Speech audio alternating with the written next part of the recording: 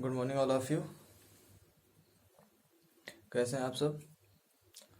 तो हमने कल पढ़ा था टाइप्स ऑफ रिएक्शन। तो आज हम उनके बारे में बात करने जा रहे हैं। एक एक टाइप्स के बारे में इंडिविजुअली बात करेंगे और देखते हैं ये कैसे अभिक्रियाएं होती है और इसमें कैसे जो पदार्थ हैं ये कैसे बनते हैं, नए उत्पाद कैसे बनते हैं। तो आइए देखते हैं। तो जैसे हमने देखा था कल कॉम्बिनेशन रिएक्शन। कॉम्बिनेशन मतलब होता है संयोजन। अब देखते हैं संयोजन सं प्लस योजन, इसका हम संधि विच्छेद करते हैं। ठीक है, तो क्या होता है? स मतलब साथ, योजन मतलब जुड़ना, अर्थात जुकाम हुआ है, अर्थात दो पदार्थ आपस में मिलकर कोई एक नया पदार्थ बनाते हैं, जिसे हम बोलते हैं संयोजन अभिक्रिया। तो लिखते हैं इसके बारे में।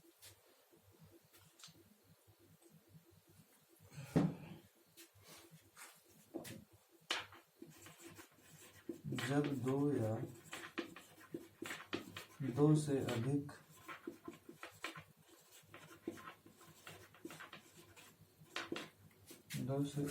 पदार्थ, अभी जो पदार्थ है ये क्या हो सकते हैं? या तो तत्व होंगे या फिर यौगिक।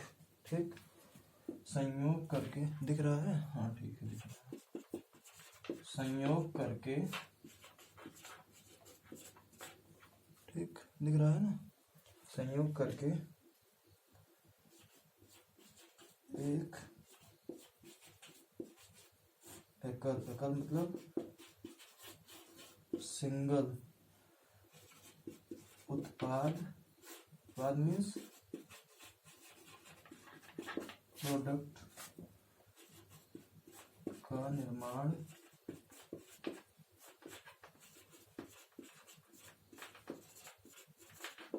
करते हैं। तो ऐसी अभिक्रियाओं को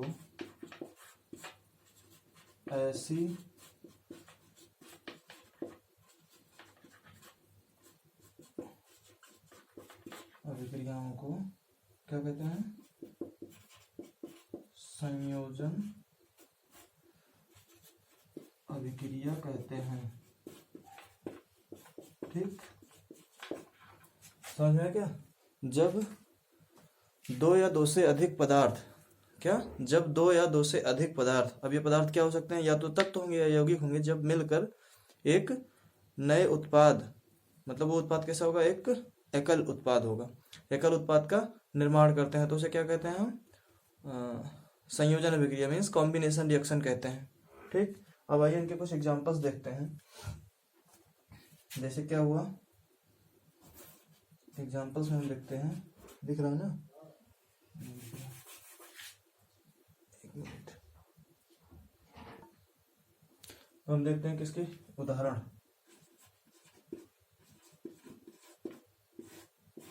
ठीक है, क्या है? कोयले का जलना।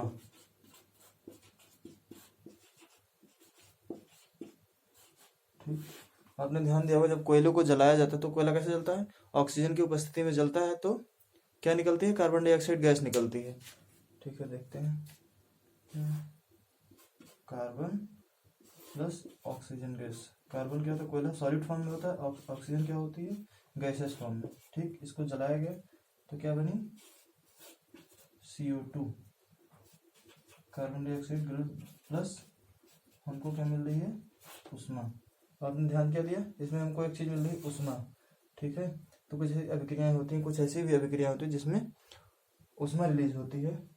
तो लिखते हैं ऐसी अभिक्रिया को हम बोलते हैं उष्माक्षेपी अभिक्रिया। ठीक, तो लिख लेते हैं नोट में। दिख रहा है? नहीं दिख रहा है?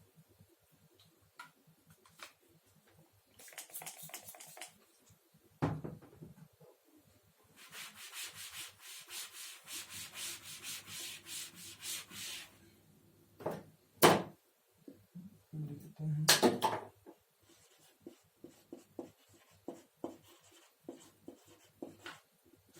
उष्माक्षेपी अभिक्रिया। ठीक, जिस अभिक्रिया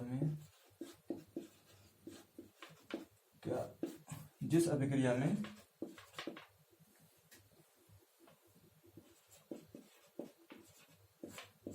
उत्पाद के निर्माण के साथ साथ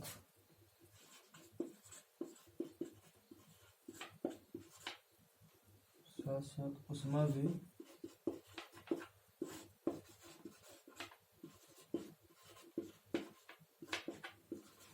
उत्पन्न होती है, उसे क्या कहते हैं? उस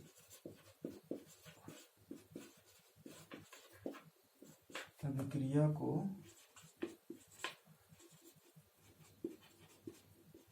ऊष्माक्षेपी अभिक्रिया कहते हैं। ऊष्माक्षेपी अभिक्रिया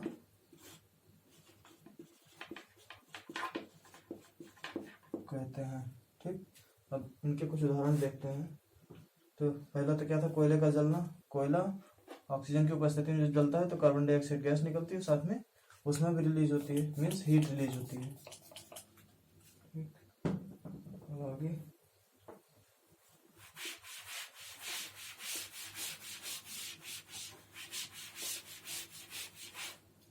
दूसरा उदाहरण है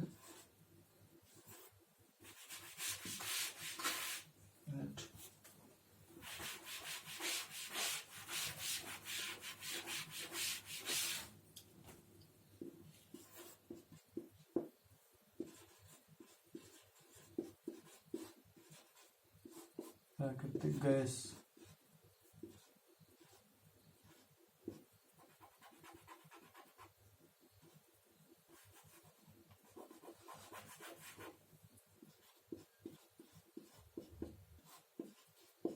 गैस का दहन अथवा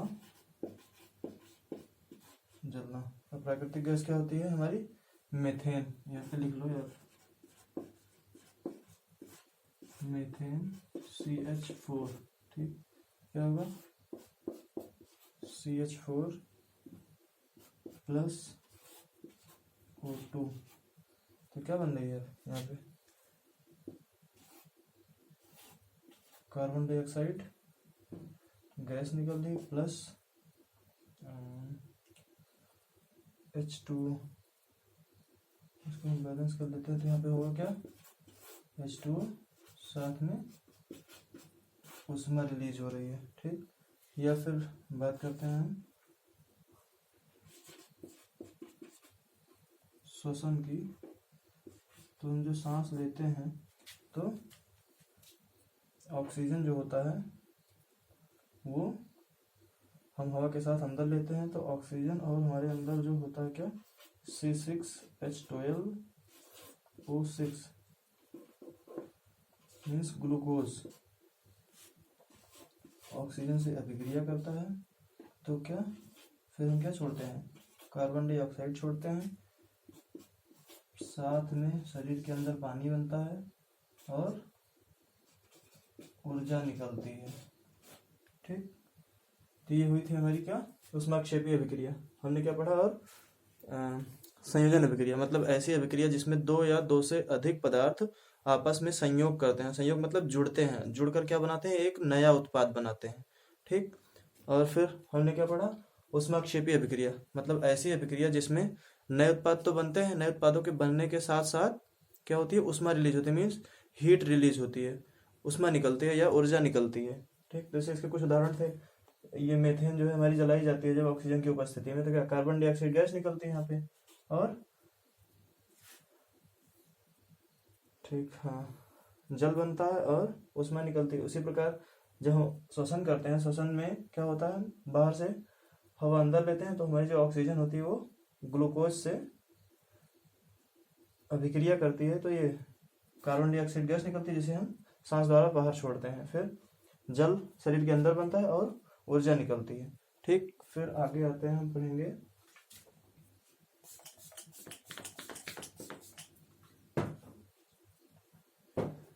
आगे का पढ़ते हैं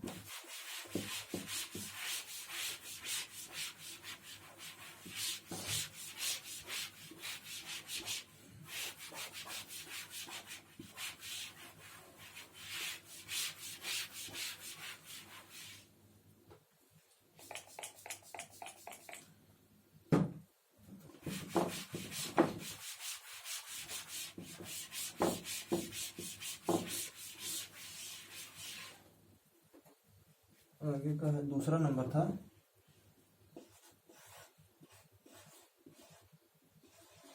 डिकम्पोजिशन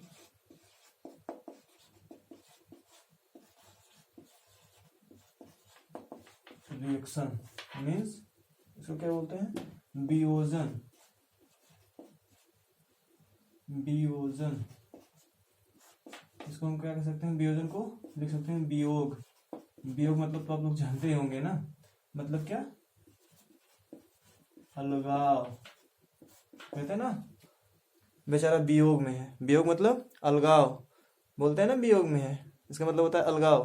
ठीक, तो इसमें क्या होता है, ऐसी इस तरह की जो अभिक्रियाएं होती है उसमें क्या होती हैं, कोई एक अभिकर्मक होता है, मतलब रिएक्टेंट्स होता है, वो अ, अभिक्रिया करता है और अभिक्रिया करके दो या दो से अधिक भागों में वियोजित हो जाता है, मतलब अलग हो जाता है, तो उसे क्या बोलते हैं, वियोजन अभिक्रिया। आइए लिखते हैं इसके बारे में। इस अभिक्रिया में, इस अभिक्रिया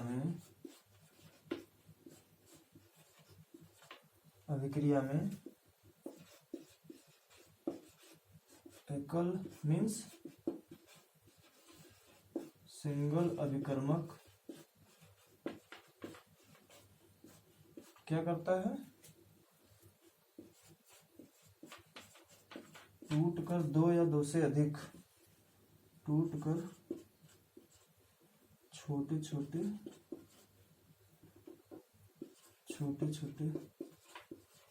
दो या दो से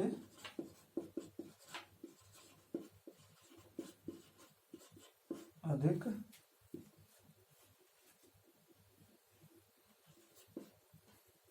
एकल अभिकर्मक क्या होता है, टूटकर छोटे छोटे दो या दो से अधिक उत्पादों में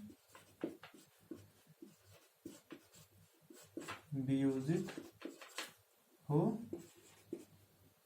जाता है। हमने क्या देखा, इस अभिक्रिया में एकल अभिकर्मक टूटकर दो या दो से अधिक उत्पादों में वियोजित हो जाता है। ठीक, तो इसमें क्या होता है, अब कोई अकेला एक अभिकर्मक रहेगा तो वो स्वतः तो वियोजित नहीं होगा, स्वतः वियोजित होगा या तो फिर वो रेडियो एक्टिव पदार्थ हो, तभी वो स्वतः स्वतः विघटित होता है। अदरवाइज उसमें हमको अलग से कुछ न कुछ कराना पड़ता है, जैसे कि अलग से कोई ना कोई उत्प्रेरक यूज करना पड़ेगा या फिर उसे उष्मा देनी पड़ेगी। तो फिर थोड़ा सा लिखते हैं, इसमें क्या होती है, एक होती है उष्मा शोषी अभिक्रिया, उष्मा शोषी अभिक्रिया। तो इसमें क्या होता है, जिन अभिक्रियाओं में क्या होता है, अभिक्रियाओं में उष्मा का शोषण होता है, शोषण मीन्स वो सोखती हैं, उष्मा का शोषण होता है, उसे हम क्या कहते हैं, उष्मा शोषी अभिक्रिया। ठीक, उसे हम क्या कहते हैं, उष्मा शोषी अभिक्रिया कहते हैं। ठीक है, तो अब इनके हम कुछ उदाहरण की बात करते हैं। पहले हम देखते हैं उष्मा शोषी क्या होता है। जैसे मान लीजिए कि क्या, अभी हम किसी चीज की बात कर रहे थे कि फेरस सल्फेट हुआ, FeSO4, इसको हम क्या करेंगे, इसको हम गर्म करेंगे। गर्म करेंगे तो ये क्या, फेरिक सल्फेट, सल्फर डाइऑक्साइड और सल्फर ट्राइऑक्साइड में ये क्या होता है, वियोजित मतलब टूट जाता है, टूटकर अलग हो जाता है, 3 पार्ट में अलग होता है। ठीक, इसके हम उदाहरण लिखते हैं, यहाँ लिखिएगा अभी, हाँ लिखिए, देखिएगा क्या होता है। पहले लिखते हैं, जब फेरस सल्फेट को गर्म किया जाता है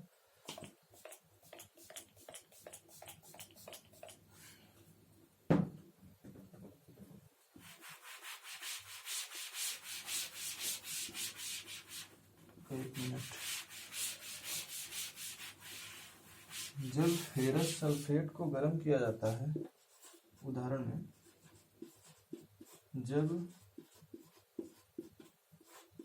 फेरस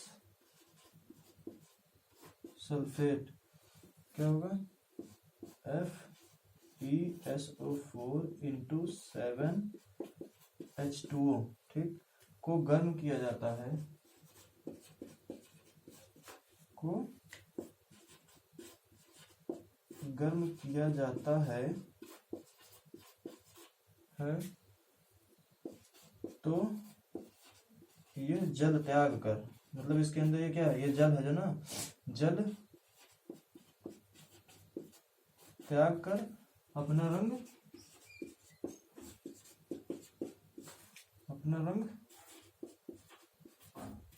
बदल देता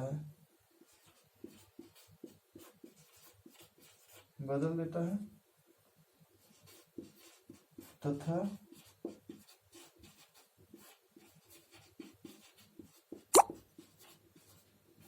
फेरिक ऑक्साइड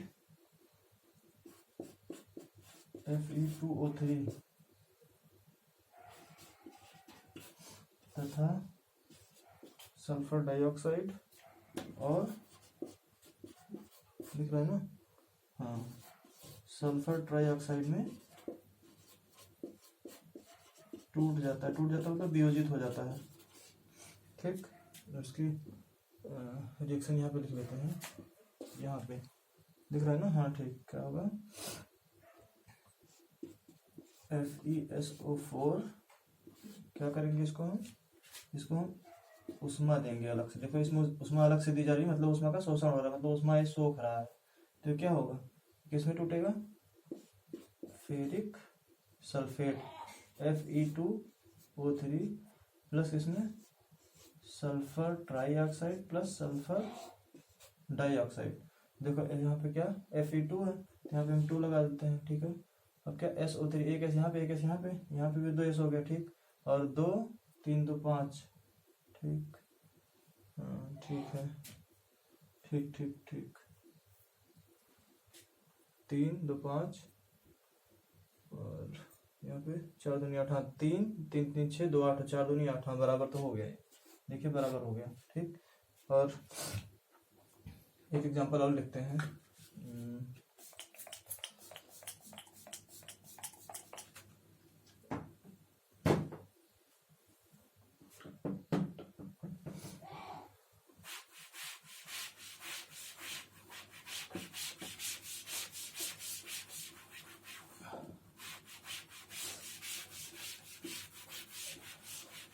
है कि जो हमारा कैल्शियम कार्बोनेट होता है उसको जब गर्म किया जाता है तो क्या बनता है,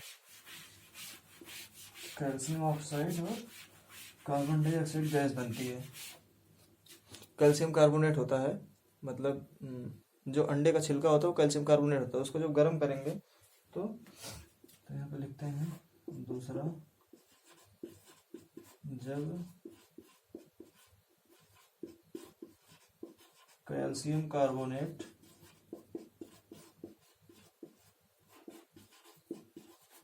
को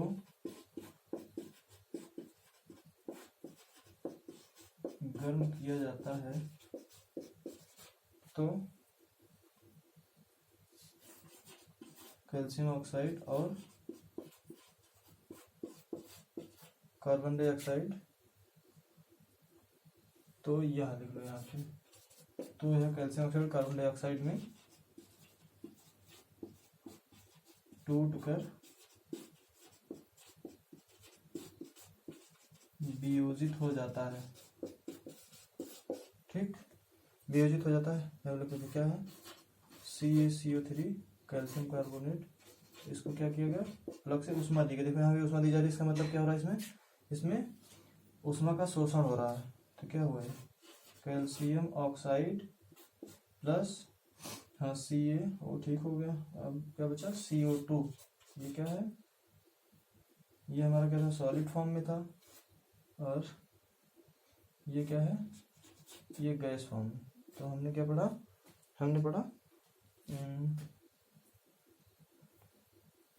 वियोजन अभिक्रिया, उष्माक्षेपी अभिक्रिया, ठीक। Thank you. कृपया लाइक शेयर कमेंट्स जितना ज़्यादा से ज़्यादा हो सके उसको करिए, पहले वीडियो को देखिए और उसको अच्छे से समझिए, फिर लाइक कमेंट शेयर और हमारे चैनल को सब्सक्राइब जरूर करें। Thank you.